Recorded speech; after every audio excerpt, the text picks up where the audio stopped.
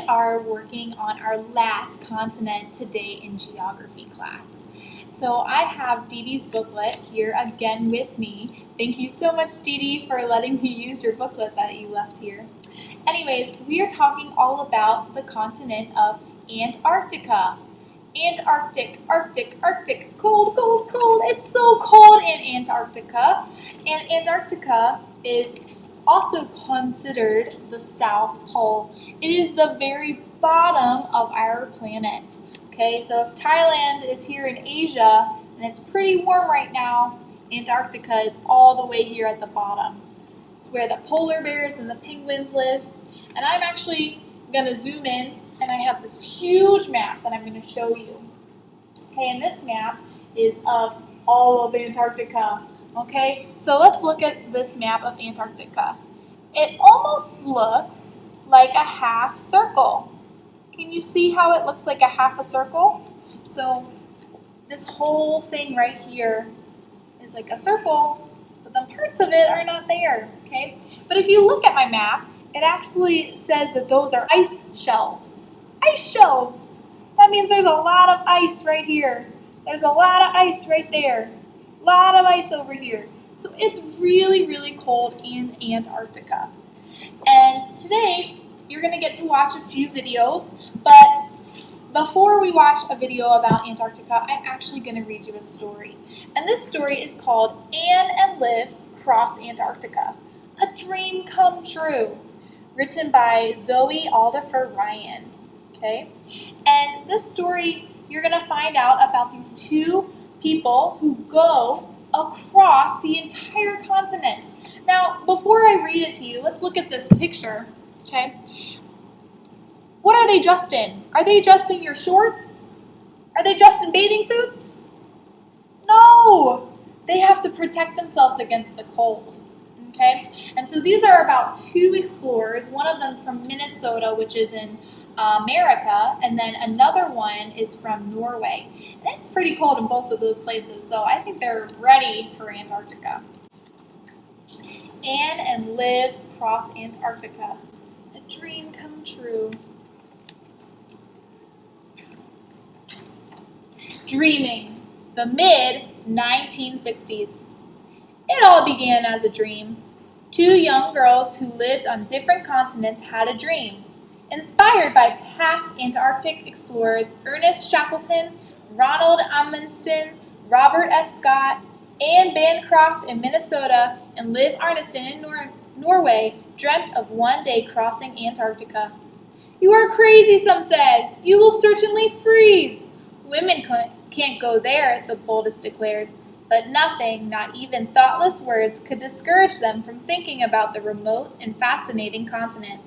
One day, as fate would have it, they met and soon discovered they shared the same dream, to cross Antarctica. The planning in 1998 to 2000.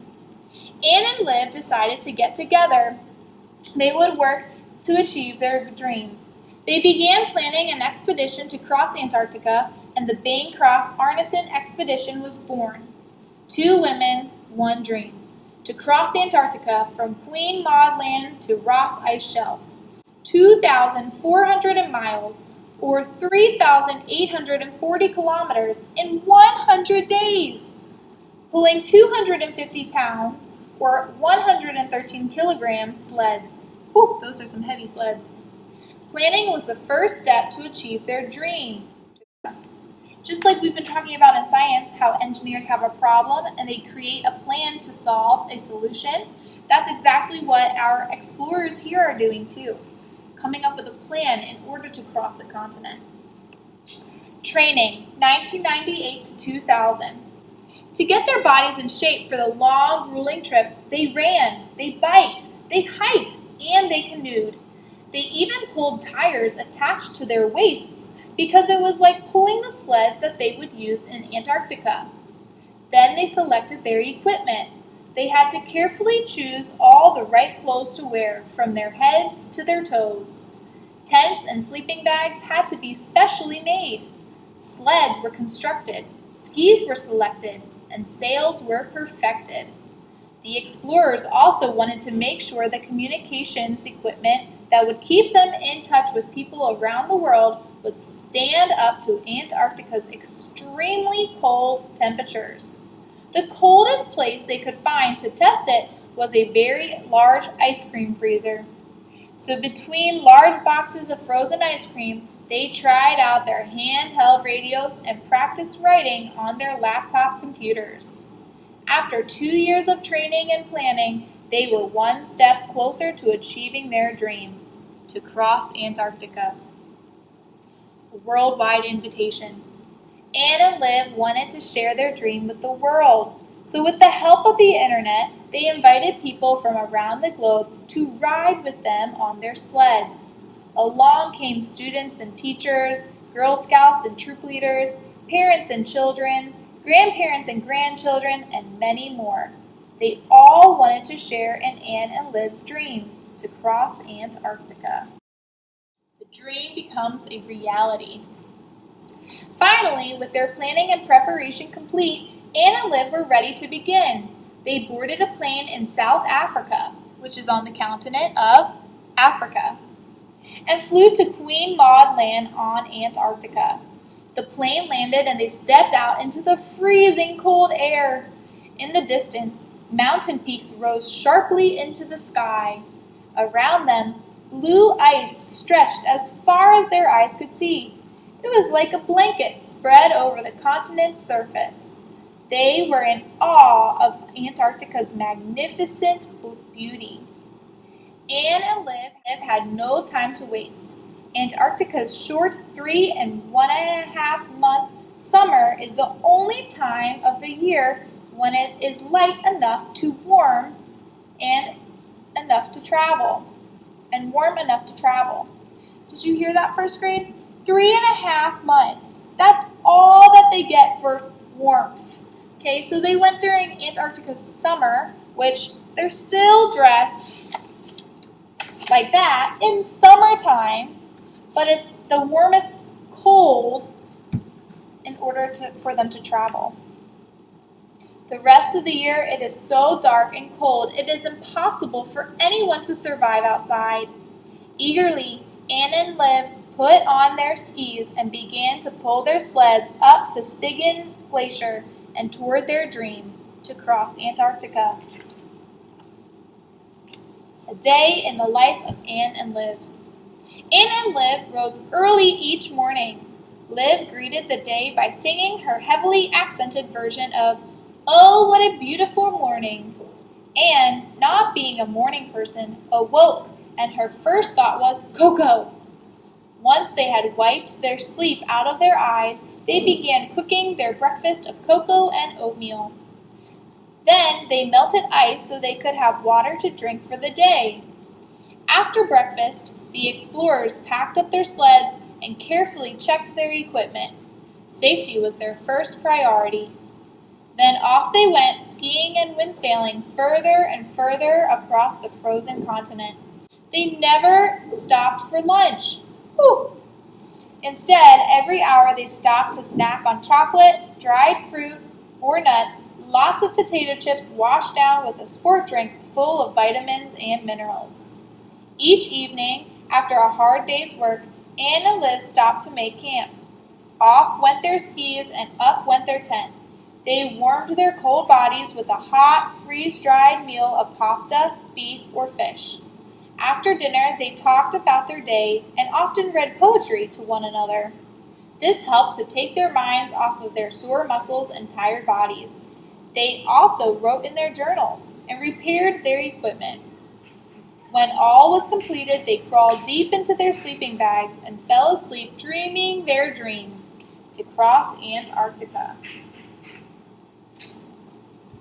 Wacky weather. What kind of weather do you think that they might have in Australia? It's definitely snowy, but what else? Do you have any ideas? Let's find out. After reaching the top of Sigyn Glacier, Anne and Liv began to climb the Antarctic Plateau, heading towards the South Pole. All was going according to plan, and their spirits were high. Suddenly, the wind they depended on to fill their sails and pull them into history disappeared. On Antarctica, Normally the wind blows so hard it can blow people off of their feet. Wow! With the wind, they could travel 60 miles or 96 kilometers or more in a day. Without the wind, they had to pull their heavy sleds and could only go about 10 miles per day. So, when the wind disappeared, Anne and Liv began to worry. The wind had a mind of its own. It was hiding.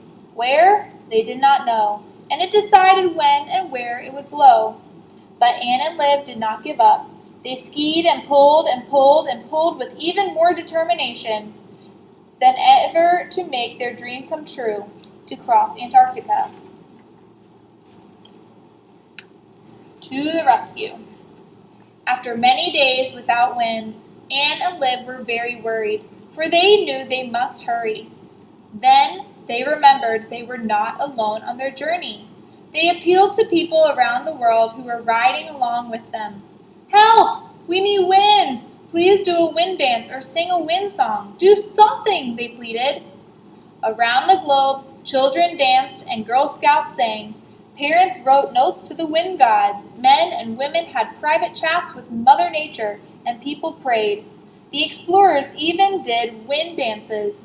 They danced like nobody was watching, and good thing nobody was, because Anne and Liv are much better polar explorers than dancers. And, lo and behold, the wind began to blow. Anne and Liv threw on their skis, put up their sails, and off toward the South Pole they flew.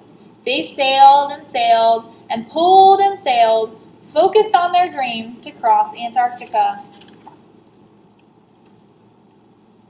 South Pole arrival. The 64th day. They've been at this for over 2 months already. On a gust of wind into the South Pole they blew. They were moving so fast, they nearly sailed right past the pole. "Whoa, Nellie," they thought. Their arrival came not a moment too soon, for their food was running low and they were falling behind schedule. At the pole, more food and supplies were waiting for them. Hastily, meaning quickly, Anne and Liv packed their sleds and took a hot shower for the first time in more than 60 days. Then, as quickly as they had sailed into the South Pole, they sailed out in pursuit of their dream, to cross Antarctica. North to McMurdo. Anne and Liv sailed away from the South Pole and headed north across the Titan Dome toward the Shackleton Glacier. The going was not easy. Not only did the wind continue to be uncooperative, the explorers also had to deal with raging blizzards and whiteouts that made it difficult for them to tell where the sky ended and the ground began. Climbing down the Shackleton Glacier proved to be very treacherous. What do you think that word means, treacherous? It means challenging, very hard, difficult. Liv tore a hole in her sled, dragging it across a very sharp section of ice. They stopped to repair the sled and decided it was safer to take a detour away from the sharp ice and into an area where the ice was smoother. Soon they were back on track and headed toward their dream, to cross Antarctica. Achieving history. Day 90! Wow! Let's look at the picture of them. There they go, in their suits, all warm. On February 12, 2001, the 90th day of their journey, Anne and Liv made history by reaching the Ross Ice Shelf, the place where the Antarctic land mass ends and the frozen sea begins. They became the first women ever to ski across Antarctica. When the world heard the news, they stood and cheered. Some even teared. For Anne and Liv, it was a moment of mixed emotions. While overjoyed by their achievement, part of their dream was to ski across the frozen sea to McMurdo, a scientific research station on the coast of Antarctica. They knew part of their dream was fading fast with the summer sunlight on Antarctica. However, they continued to ski and pull and sail and ski toward their dream, to cross Antarctica. Remember, there's only 3.5 months of warmth, okay? And they were already on day 90. That was about 3 months in. Tough decisions, day 93. Finally, 93 days into their journey, Anne and Liv realized they could not reach McMurdo in time to catch the ship that was going to take them home. 475 miles, or 760 kilometers of ice stretched out between them and their final destination. Not even the wind dances or wind songs could help them now. The Antarctic winter was beginning to set in, and the ocean could freeze, trapping the ship and the explorers on Antarctica for the long, dark winter. The most difficult decision of the journey had to be made. So with heavy hearts, Anne and Liv decided to call for a plane to come and pick them up. They knew that not only did they need to consider their own safety, but the safety of those who would take them home. For the last time on Antarctica, they took off their skis, put away their sails, and their ultimate dream now a part of history. Headed for McMurdo. The plane landed, but bad weather kept them from taking off. For 2 days they waited for the weather to clear. Suddenly, in the middle of the second night, a break in the weather appeared. Quickly, they packed their gear, and moments later they were in the air with the mountains and the Ross ice shelf fading in the distance below. It was hard for Anne and Liv to describe their emotions as they soared over Antarctica on their way to McMurdo. Both were very excited to be going home to see loved ones. At the same time, thoughts of what could have been flooded their minds. They're a little sad because they did part of their dream, but they didn't make it all the way to McMurdo. The 97th day, homeward bound. I think they're going home. At McMurdo, Anne and Liv boarded a ship named Sir Hubert Wilkins that would take them to Australia, where they would board a plane bound for home. On the ship, Anne and Liv took time to enjoy the sight of emperor penguins flapping their wings and floating icebergs the size of skyscrapers. Wow. Would you want to see penguins in the wild? That sounds so cool. It also sounds chilly. Paying homage. They made one more stop before leaving Antarctica. They took a moment to visit the huts left by two of their heroes, fellow explorers Ernest Shackleton and Robert F. Scott. They felt honored to pay tribute to the men who had inspired them. As they walked back to the ship, it occurred to Anne and Liv that after all the planning and the training, the skiing and the sailing, and the laughter and the tears, they had turned their dream into another magnificent part of Antarctica's incredible history. Anne and Liv stepped back onto the boat, proud of their accomplishments, knowing they had inspired others. And they sailed for home, dreaming of their next expedition. There they go. So good. I'm so glad that they finished their dream, that they were able to accomplish it. You first graders are able to accomplish your dreams too. You just got to put in the planning and work towards it. Sometimes it might take a long time, but you guys can do anything. Anyways, that is a little bit about two explorers who went through our continent of the day, Antarctica. And that is going to wrap up our 7 continents. We've gone through all 7 of the continents now. So you guys are so smart. All right, bye first graders. I hope you have a great rest of your day.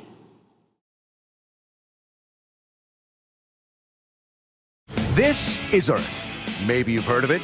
I sure hope so, because you live on one of its 7 continents. This one is the coldest, the windiest, and the driest. You better bundle up, because we're headed to Antarctica. It's the 5th largest continent, and it's full of snow and ice. Antarctica is also the world's biggest desert. Deserts aren't just hot sand and sun. Any climate that has little to no precipitation, better known as rain, is considered a desert. For example, The famous Sahara Desert in Africa gets about 3 inches of rain a year, while Antarctica averages just 2 inches. Instead of the rain soaking into the ground, Arctic rain turns into snow and piles up. Winter temperatures can drop to between 14 and negative 22 degrees. But don't worry, summer temperatures can warm up to highs around 32 degrees Fahrenheit.